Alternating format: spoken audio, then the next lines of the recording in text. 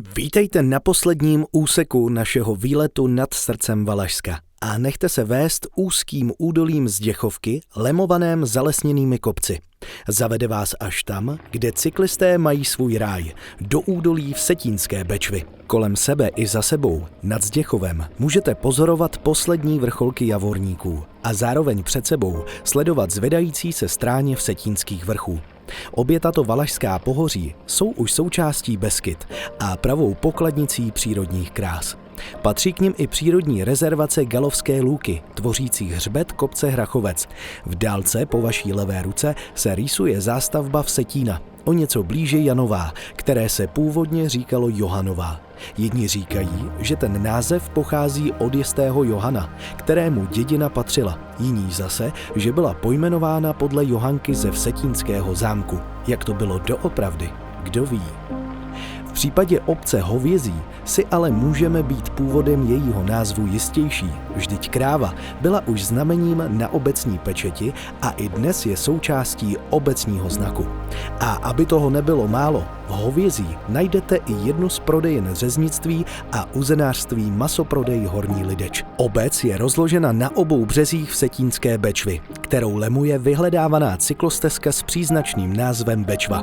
Prochází také Huslenkami, kterým vévodí nádherný evangelický kostel. Huslenky na první pohled působí jako typická horská vesnice, lemovaná usedlostmi pasekářů na okolních stráních. Jsou docela mladé, protože vznik obce jako takové je datován rokem 1949. Věděli jste ale, že lidé tady žili už v době bronzové? No ano, v první polovině minulého století se v údolí Kychové našel velice zajímavý soubor bronzových náramků. Náramky sice v Huslenkách neuvidíte, ovšem poklady jiné určitě ano. Stačí se vypravit do okolních kopců, kde můžete objevit například unikátní galovské lůky, které na jaře zbarví desítky květů vzácných orchidejí. A nebo zavítat do Kychové a podívat se na starodávné dřevěnice. Vyniká mezi nimi zejména Čemanův dvorec. Soubor nádherných valašských dřevěnic s kamenným podstavcem, který byl v roce 1995 vyhlášen vesnickou památkovou zónou. Stejně kouzelné jsou zdejší lesy anebo řeka Bečva proudící kamenitým korytem. Mimochodem, mezi Huslenkami a Hovězím jsou na ní peřeje prý nejhezčí. My ale letíme proti proudu této krásné řeky. Vlastně o to krásnější, oč malebnější je krajina, kterou protéká a jejíž ochranný štít tvoří hřeben Javorníků. V této části mu svou nadmořskou výškou 923 metrů vévodí Makyta. Na skok se zastavíme také v Halenkově, který patří k nejmladším obcím na Vsetínsku. Založen byl totiž až roku 1654 Jiřím Iléšáziem, který tehdy koupil Vsetínské panství. Halenkov byl podle všeho důležitou součástí Vsetínského panství. Vždyť tady fungovala nejen sklářská huť, ale také sirkárna, pila, 2 mlýny, při panském dvoře se vařilo ječmenné pivo a roku 1868 v Halenkově Michael Tonet založil fabriku na nábytek z ohýbaného dřeva. Pohledem pod sebe se můžete přesvědčit, že Halenkov je opravdu rozlehlou obcí. Čeká nás ale ještě cesta nad Novým Hrozenkovem. Když tudy projíždíte, možná vám připadá, že zástavba je rozložená jen kolem hlavní silnice. Teprve při pohledu z výšky ale můžete obsáhnout celou obec a její překrásné okolí. Vpravo se táhne hraniční horský hřeben s Kohůtkou a Portášem, které patří k nejvyhledávanějším turistickým lokalitám. Přímo pod sebou máte sjezdovky na Vranči.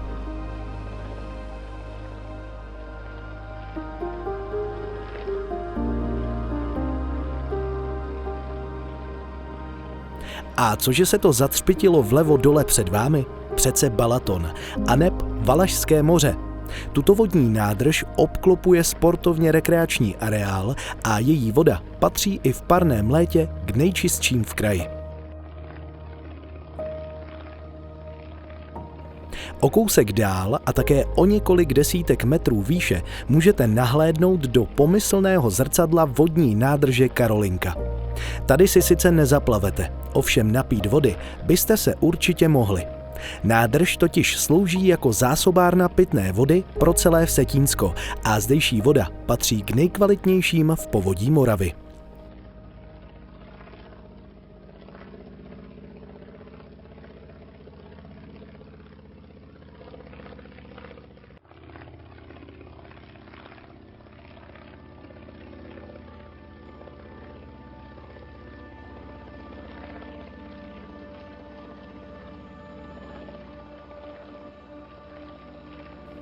Při pohledu na hraniční hřeben Javorníků si zároveň můžete všimnout, že kopce narůstají do stále větší výšky a jsou to pořádní matci, jejichž vrcholy se přibližují 1000 metrů, v případě Malého Javorníku dokonce 1019 metrů nad mořem.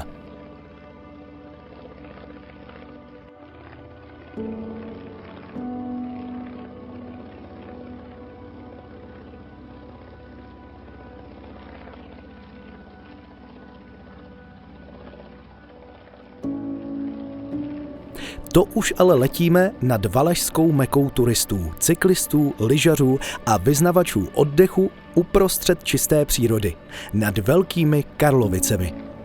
Vlevo pod sebou můžete zahlédnout úžasný dřevěný kostel Panny Marie Sněžné, který byl postaven v roce 1754, anebo lyžařský areál Kyčerka, jehož sjezdovky se od jara do podzimu stávají skvělým bikeparkem.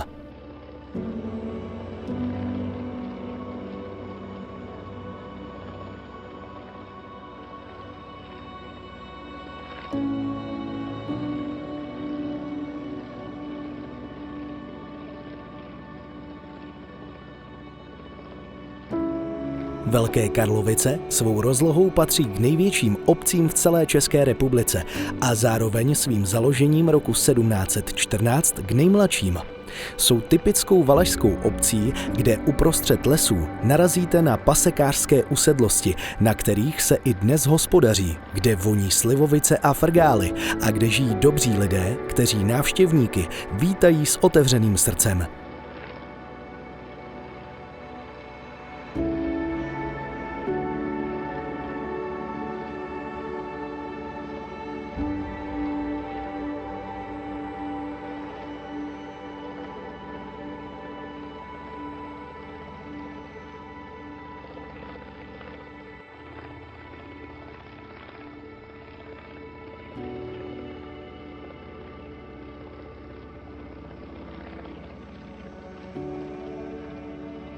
Zároveň jsou obcí známou po celé republice díky každoročnímu Karlovskému gastrofestivalu, který je svátkem všech gurmánů a kde můžete ochutnat to nejlepší z valašské kuchyně díky největšímu veřejnému triatlonovému závodu v republice jménem Valachitour a v neposlední řadě i díky skvělému rekreačnímu zázemí rezortu Valachy.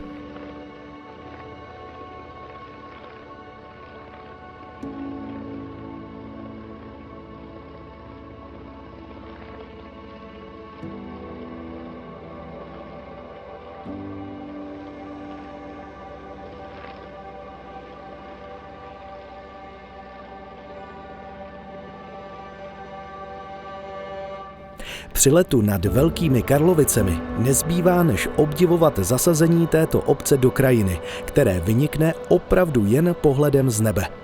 V časném létě zároveň můžete sledovat probarvení zdejších lesů, které nejsou smrkovými monokulturami, ale zdravými smíšenými porosty. Táhnou se až k obzoru, až tam, kde Valašsko hraničí se Slovenskem a kde pramení Vsetínská Bečva. U Makovského průsmyku stáčíme letadlo zpět, abychom se znovu mohli pokochat tou krásou.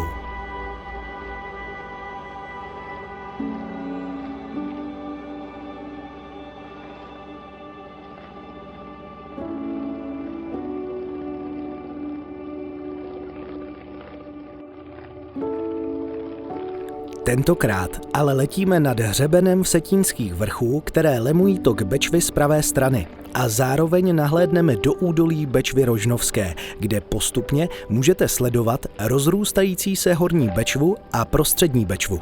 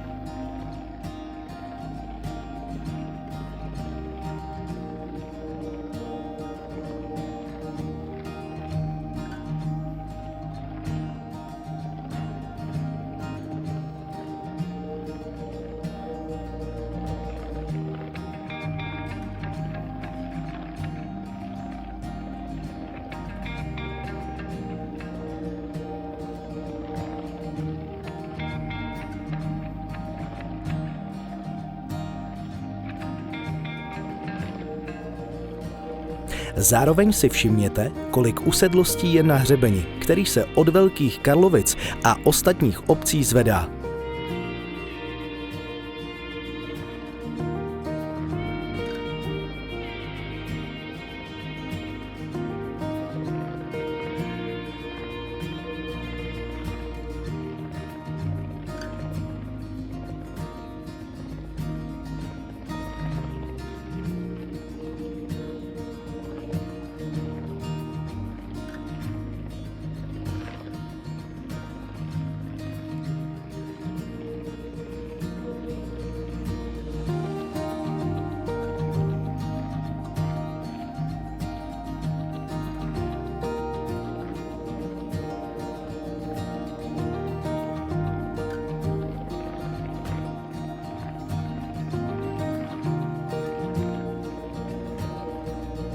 Je to až k neuvěření, že lidé tady na těch kopcích a uprostřed lesů žijí a hospodaří už po staletí a vůbec neřeší vzdálenost nejen od hlavní obce či městečka, ale dokonce ani od nejbližších sousedů, kteří jsou mnohdy vzdáleni i několik kilometrů.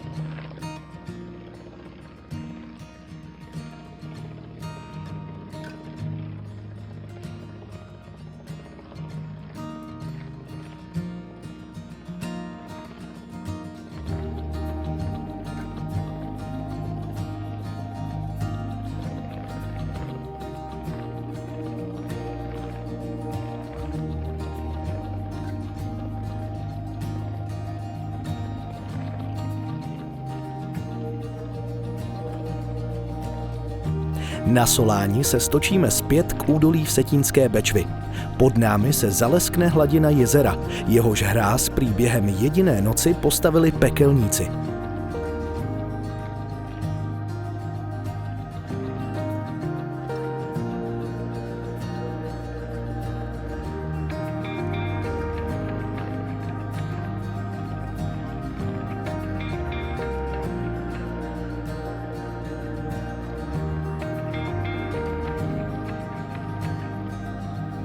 Prozkoumáme osady jezerné a bzové a s nádhernými výhledy na kopce a kopečky, na lesy a pastviny, třpitivé vodní hladiny letíme dál.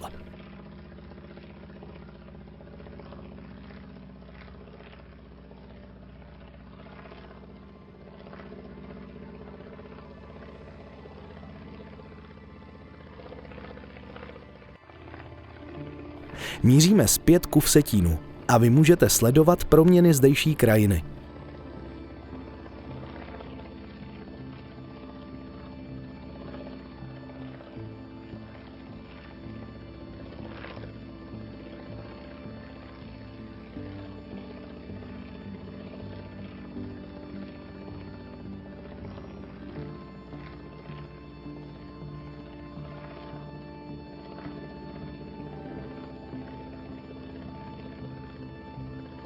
Krajiny, která plně dostojí rčení, co je křivé, to je valašské.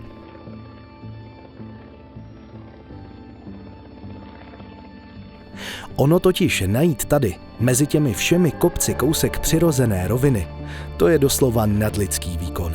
Ale o to krásněji tady je.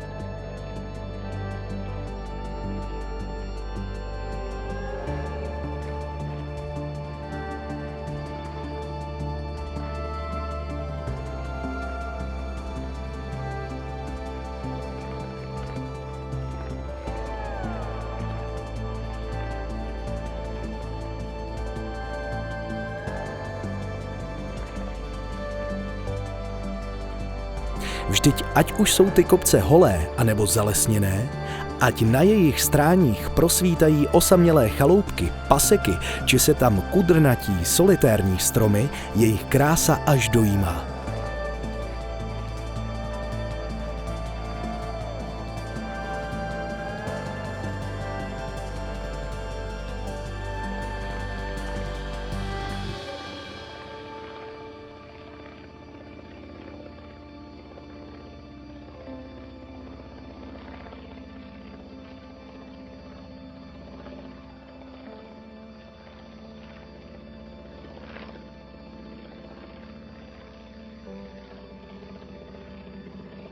Projděte si ty kopce po značených cestách nebo naučných stezkách, které vás seznámí s regionem a jeho historií.